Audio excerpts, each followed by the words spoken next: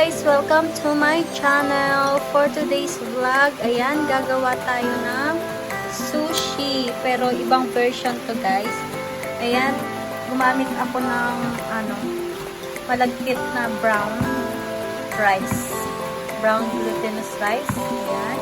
And then, meron tayong mango.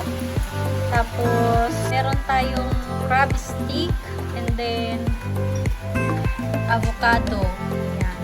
Mga hinog na yan, guys. Ayan. And then, meron tayong nori paper. At yung ayan. So, let's go, guys. Bale, timplahan ko muna yung guys. Timplahan ko muna siya. Ayan. Lagyan ko ng sesame. Tapos, sesame oil. Tapos, asin. And then, black pepper. Ayan lamang guys.